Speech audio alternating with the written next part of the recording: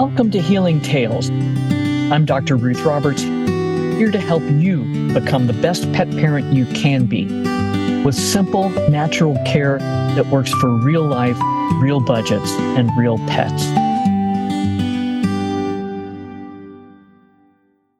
Welcome to Healing Tales, the podcast where pet parents become healers, one tail wag at a time. I'm your host, Dr. Ruth Roberts, and today's episode is going to be a lot of fun because it is packed with both inspiration and innovation. So first, I am truly thrilled to introduce to you Penny Wood, affectionately known as Dr. Zoolittle. Penny is a longevity zoologist, a zoo welfare consultant, and the creator of Raw 360, a program that blends the wisdom of wild animals with cutting-edge longevity science to rewild pet health. From her Pet Longevity Academy to her work in cognitive ethology, Penny is redefining what it means for pets to thrive. She's also an international speaker and a passionate advocate for bridging the gap between wild animal behavior and domestic pet care. So the other amazing guest we have joining us today is Mark Parsekian, with over 35 years of experience in the natural food industry and expertise in traditional Chinese medicine. Mark has worked with animals of all kinds, from cats to cows. He's also the co-founder of Go Natural Pets and co-formulator of PetREGEN, a groundbreaking regenerative stem cell activator for pets. Mark's passion for educating others about the healing powers of nature and the potential of regenerative medicine is truly inspiring. Mark, Penny, welcome. Excited to have you here with us today. Thank you, Dr. Ruth. Amazing. Great to be here. So let's jump in real quick on to this conversation about longevity, because I think that concept of health span being more important than lifespan is finally making it over to our end of the world. So if you don't mind, if each of you would share a little bit about your background and what inspired you to work on this concept of regenerative and longevity science for animals, that'd be amazing. If I can jump in, Mark. So for me, it was coming from the perspective as a zoologist and then crossing into the physical health space with animals. It's a different lens than probably most people who are in that environment. So because I was very familiar with the perfect scenario, the animals in the wild typically have very good health in terms of chronic diseases. They don't seem to suffer very much from those. It's more of the accident, injury, and predation type of stuff. So I knew about this ideal model. And then when I was in the captive environment with the zoos and with friends, with pets and my own animals and talking with vets, you suddenly hear that chronic disease is the big issue. And I was like, something's not right in my head here. I think there's an answer waiting to be uncovered. And it was when I was looking at chronic kidney disease and speaking to a vet who just was, in my opinion, a little bit dismissive and just sort of went, oh, it's totally normal that cats, when they get older, will develop this disease. And I went red alert in my head. I disagree. I don't think it is perfectly normal. I think it might be common, right? But that doesn't make it normal. And because I was like, do you know what? Because out there they don't. So then it was the question for me of what is the difference then between why wild animals don't have chronic diseases and ones in captivity do? And I said, is it the domestication process? Is there something that when we transform a wild animal to a domestic, that they adopt this kind of weakness, if you like? But no, it's not, because we had the same thing in the zoos. So the cheetahs in captivity would get chronic kidney disease. The ones in the wild were A-okay. So I was like, right, it's clearly then a human thing. What are we doing right or redoing wrong that is missing a beat in terms of providing those felids with what their biology is requiring to be robust? And so that was kind of the start of the snowball for me. And then I was like, do you know what? That's not just a one-time thing. This happens across all kinds of scenarios. What can we do then to put together a welfare or a husbandry package? How do we look after the animal that we look to deliver quality of life as well as quantity of life? And that was the bit that was kind of missing, because it was always like, well, let's just fix that pain problem that we've got. Let's just make your day exciting today with a new toy. But it was kind of this short-sighted approach of kind of fighting a fire every day rather than building in a system, a lifestyle that says, do you know what, you can have both worlds with one mechanism, because when you optimize health, you automatically extend life. It's just how it goes. So you get 2 for 1 by fixing one particular issue. So for me, that was like, oh my gosh, we can game change animal welfare. And this can be for every species that God ever made, and this is just so transferable and easy to do. Right on, right on. And Mark, how about you? How did you come to really love regenerative medicine concepts? It actually came from my own personal experience. As a young kid, I had a lot of allergies. And my parents were pretty alternative. They were into a lot of natural things. Growing up in the Boston area, it was kind of a bastion for a lot of natural products, et cetera. Macrobiotics, Michio Kushi, and a number of other people that we were pretty close to. So I had really bad allergies. I was getting allergy shots on a weekly basis. And my mother encouraged me to look into other alternatives, such as superfoods like spirulina. Back in the 70s was really taking off, chlorella, bee pollen, et cetera. So I started using that as a young kid. And I was an athlete. I was a runner in high school. I was state champion. I ran in college. And so a lot of the medications, the allergy medications, were really affecting my ability to focus as well as energy. And I noticed that when I switched over and were taking these superfoods, it made a huge difference. So that was really the foundation that came to me. And I figured, and as I got older, I just kind of carried that over and I looked for companies and opportunities where I would really promote superfood products for people. And then it naturally progressed into pets. Amazing. So, what I like about what you're attempting to do with this product is to make regenerative medicine essentially available to everyone.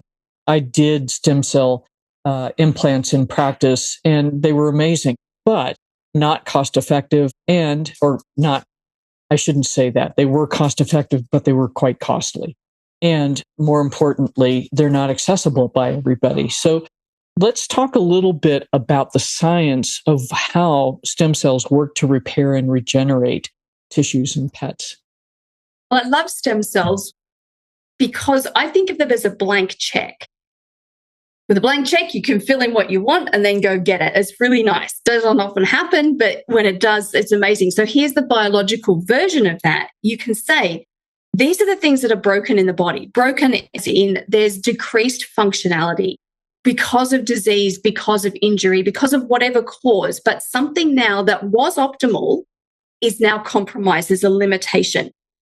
Instead of putting a Band-Aid on that or just decreasing symptomology, we can actually rebuild. That's regenerative medicine, is rebuild and heal the way the immune system was programmed to do when the body was biologically young.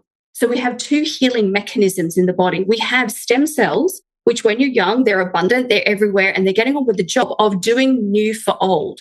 So it's the best kind of insurance policy that you can have, because it's like, oh, that one got broken. Okay, well, get rid of that. Here's a brand spanking new one. It's going to work perfectly. So once the stem cells start to decrease in the flow in the body, we have healing Mark II that steps in. And so this is then the repair mechanism rather than the replace. So it's like putting a patch on the tire with a puncture instead of a new tire. So now we have scar tissue. So scar tissue is sealing up the problem, connecting the bits that were broken, we're putting a plug on it. But the big limitation with scar tissue is it's not vascular. There is no blood flow that goes through scar tissue. So you have functionally dead tissue on the other side, not necrotic and decaying that needs to be cut out, but functionally dead. So you've got a limitation, you've got loss of function. Over time, that increases until you have poor results in your health or mobility or whatever it happens to be. Stem cells mean you can go back, no matter what age you are, you can go back to healing mode 1.0, which is that advanced new for old. It's going to restore all functionality. And it's all happening without anything synthetic, without any negative, I can't say none, but almost no. The risk of side effects is so inconsequential And the outcomes are so magnified because it's not a case of, well, just have it and it'll work for 8 hours like a pharmaceutical will. It's put it in the body and watch it continue to work over days and even weeks and even months, because it's going to talk to other cells in that environment. There is excreting all of this chemical information that is then programming other cells to jump on board with this new program and do the replacement. So you are building new tissue, building new operational bits of the body to have full, proper healing. I think it's amazing. I agree. And I think that is one of the most misunderstood concepts of part of what stem cells are doing is just restoring appropriate communication between cells. So that's, okay, stem cells, but when do we stop making them as well as we used to? At what age for people roughly?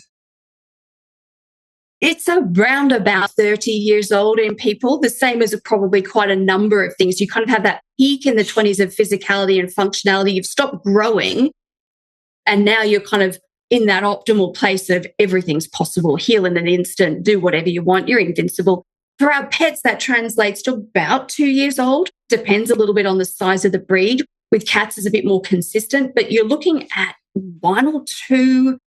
Yeah, so it happens really quickly for our pets. And then there's that we've had the peak and now we're going into that slow decline. Now, depending on what other factors are happening, that decline might be quite rapid, because if they've built up a whole lot of toxicity, if you're living in an environment where there are a lot of threats, if you're vaccinating and medicating and anesthetizing regularly, those things are going to have an impact. If there's an injury. So it's very lifestyle dependent what that downward curve looks like, whether it's kind of or tapering gently. But it's about the 2-year mark where you want to start thinking, actually, let's preventatively, right, proactively and preventatively introduce these cells to keep the circulating number at a decent level so that any threat that comes along can be buffed off without you even realizing that your pet's encountered that risk. It becomes kind of invisible, but it works. And then over time, you compare that with animals that don't do that kind of proactive work, and you can see a massive difference in some of the physiology, some of the morphology, but also in the behavior, in the gait, and what other signs that show you that. But it's really earlier than most people think. And that's why I wanted you to bring that up, because we think, we're good till 40 or 50, and we think for our pets, they're good till they're seniors, right? Till they're 7. Right. But the truth is all of these factors that can create a massive health problem when they're 8, 9, 10 are already at work, even between, 2, 3, 4, 5 years of age. So I think that is so critical for people to understand, is that longevity, you don't start worrying about that when you're 60. You start worrying about it when you're 35 or 40. And the same thing for our pets, 2, 3 years of age is a great time to start bringing in strategies that are going to help your pets stay healthy. Because if we wait until they're sick, it's a whole lot harder to get things sorted out. It's harder, slower, and a lot more expensive in terms of actual dollars to do that. You either invest in wellness, right? We've heard this before. You invest in wellness preventatively, or you pay heavy for illness. It's just the choice is yours, right? But there's the emotional cost too, because you don't want to see your pet suffering, and you don't want to go through that journey of having broken heart and stressing about this and having to constantly be sort of tethered to the vet. You can't go on holiday because something might, all of that stuff takes its toll. And then you've got the animal itself, right? The animal's now suffering, and it didn't need to, because you could have done the preventative work that meant that it had all those shields of protection and visibility, working with the biology to just improve welfare. Right on. And so one of the things that I like what you're doing with the supplement is actually giving the body the raw materials it needs to be able to produce stem cells more efficiently and effectively. But there's a few other things that play as well in this supplement. So Mark, if you can talk a little bit about how you started pulling this supplement together, and sort of actually you're hitting on a lot of different issues that many pets are facing. Yeah, it's a great story. I mean, I've always loved pets. I've had pets most of my life. But when you And I'm kind of a dabbler, and I see what works with humans. So I start experimenting with pets. And that's how this whole thing kind of worked. And with another close friend of mine that's quite more experienced as a scientist as well as a neurophysiologist, et cetera. And we just started playing with various what they call functional ingredients, such as blue-green algae, medicinal mushrooms, seaweed, bladderwrack, et cetera. Really, it's the active ingredients in our formulation. And it took years to be able to put this together because it's not just a matter of finding the active ingredients. It's also a matter of what the pets will be willing to take, whether it's taste-wise or smell-wise. So it's a very delicate balance to be able to create something that's very effective, affordable as well. I mean, these are all human-grade ingredients as well. So we want the very best for our pets, and that's what we've created.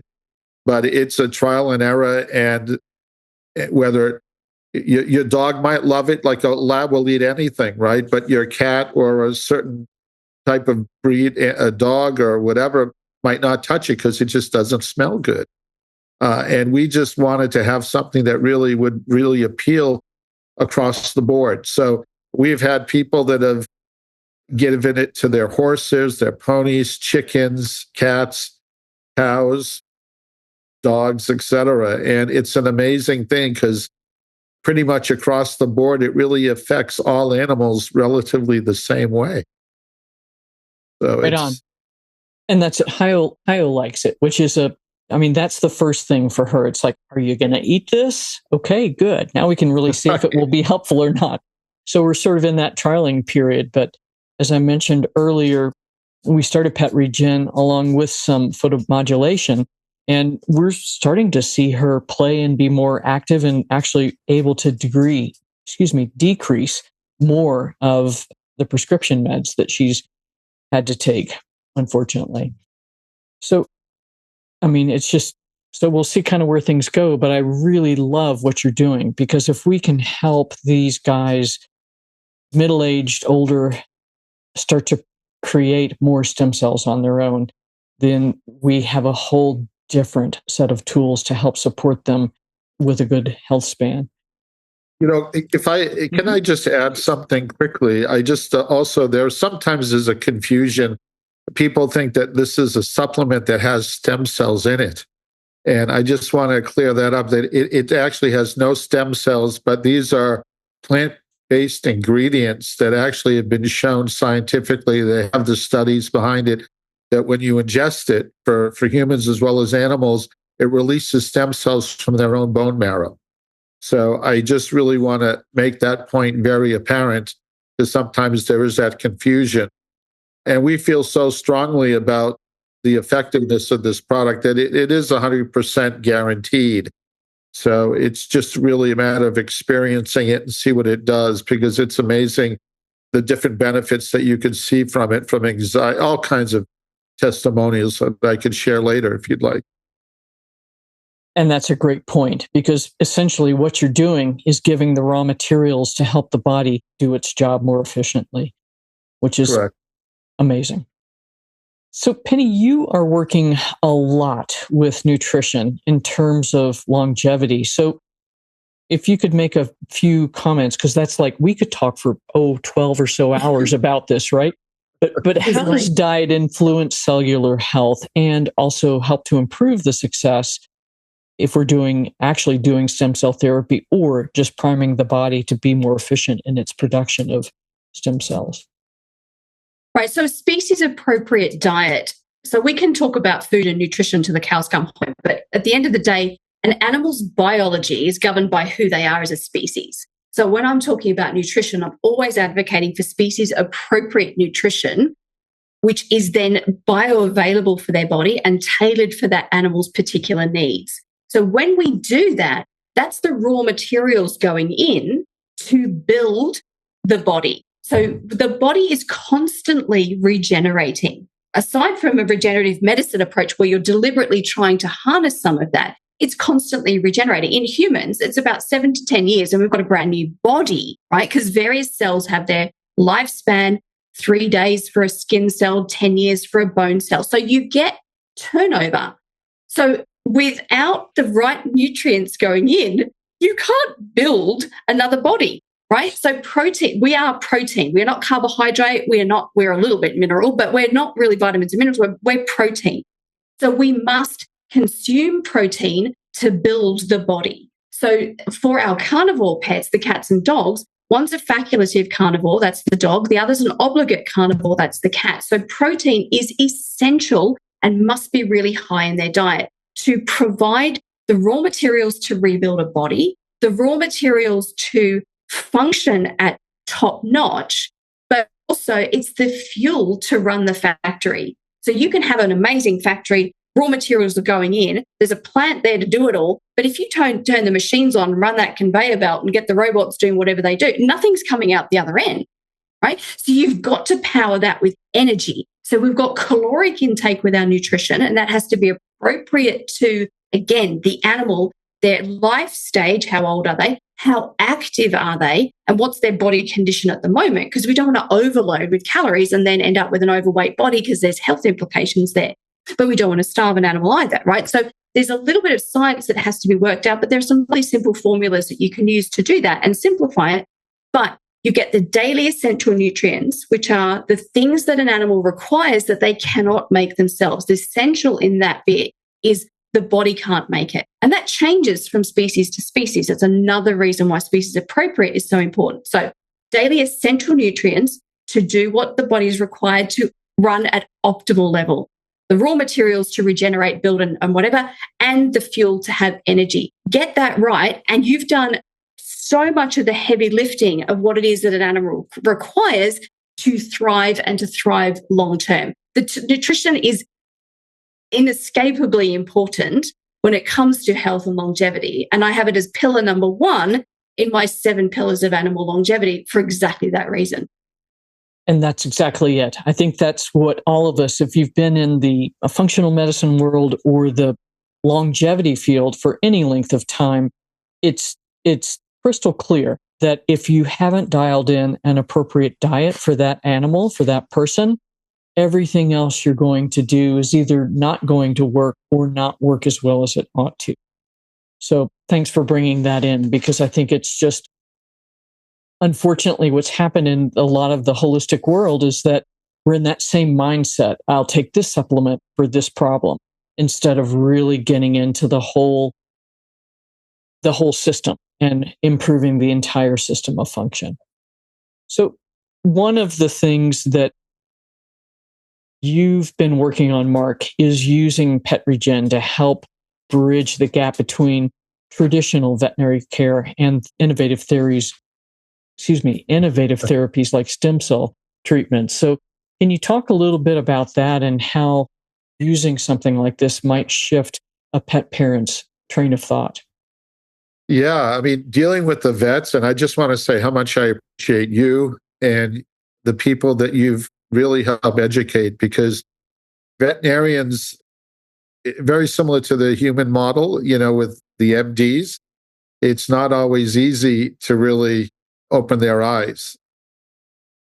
But, results speak for themselves. So eventually when veterinarians and when pet parents see the results, you can't argue with them. And animals don't have placebo effects. So oftentimes you'll see that the pet parents they'll do anything for their pet. And that's really a beautiful thing, because oftentimes they'll spend more money and time on their pet than they will on themselves. And that's where the learning process begins, because when they see the effect that PetREGEN, for example, has on their dog or their cat or whatever animal it is, they begin to see the cause and effect relationship between diet, nutrition, and stem cells and so forth. And then it opens their mind to say, well, maybe it will help me if I change my lifestyle as well. And so you have this back and forth teaching experience. But it's pretty phenomenal, because people, you don't really know what the trigger is to get a person to be open. And, it could be the relationship, it could be the product. And it's really about, I think it comes from one's heart. just by sharing what we've seen with PetREGEN and how it can affect your animal, but particularly pet parents, they're very mission motivated. And when they see something that works, they just want to share it with other pet parents because they love their animals so much and they want the best for their animals. So, well said. So where can our audience learn more about PetREGEN, Raw 360, and the services that you're offering? Penny, I'll let you take it from there. Well, certainly for the animal welfare program that I run and the other teaching things, I have an animal anti-aging course and we have Forever Young membership for people. So all of that can be found through drzoolittle.co, which is my website, or at Dr. Zoolittle on Instagram. So the link in bio has all of that stuff. You can just very simply go there and click through. That will take you through whatever options. For PetREGEN, you need to go to the PetREGEN site, which is petregen.com, and there's loads of science in as well as information about the product. It's beautifully illustrated, and there's some videos there that will fill in maybe a little bit of the additional information about stem cells as well. Amazing. So, last question. What is the one thing you hope listeners will take away from this conversation about the future of pet health and wellness? For me, I love to tell people, remind people that the conventional way of thinking is one toolkit with a lot of limitations. There is always, and I mean that, there is always more that we can do to help our pets. It's just a matter of finding the people who have those answers. That can be a little tricky, but it's worth the effort to do that because suddenly all these doors, like what we've talked about today with stem cells, just open up and you've never heard anyone's talk about that before. Or you did, but you thought it was a $10,000 injection that was inaccessible for you. So the right people have the ability to get a key out and unlock so many opportunities and solutions and therapies that you have never heard of. Take that time to dig a little deeper and do not accept the thing. There's nothing more we can do, because that is a cop-out excuse. And I'm pretty blunt about that because I believe animals are worth more than just resigning yourself to the fact that science can't support them. Science can, it does. The wild animals already know how to do it. We just need to bring it into how we look after our pets. So chase the information. And at the end of the day, remember that you are doing incredible things for your pets. You're in the top 1% of pet parents in the world, generally speaking, because you are here learning this stuff. They are so lucky to have you. They don't need you to know everything because you already love them so much. And that's the most important part of the whole piece. Beautifully said. Mark, have you got some I'd just like to add, pet parents are really advocates. I mean, especially the people that are working with you, Dr. Ruth, when they find things that work, they want to share it. And that's one thing I've realized as well. I've gone to many dog parks. I've made a lot of friends, and I'm amazed at how many people are just feeling hopeless that their animal has an issue and they go to a vet and they're just prescribed medication, and that there are other alternatives. And so we offer hope and a different way of looking at life for them, for their pets, as well as themselves. So there's a lot of opportunity out there. And when people see results, they are passionate. They want to just spread the word. So it's really a great opportunity. And that's exactly why the Holistic Pet Health Coach Certification Program was created, because we need more people out there offering more options for pet parents. Thank you both so much for spending time today. This has been a fun conversation. I think if you are seeing your young to middle-aged pet just not quite look right, this may be an option that you want to pursue. So until next time, we'll have another episode of Healing Tales coming up soon with more amazing information and speakers. Thanks for listening to Healing Tales, where pet parents become healers, one tail wag at a time. Want more tools and support? Head to drruthroberts.com. Until next time, trust your gut, question the noise, and keep showing up for your pet.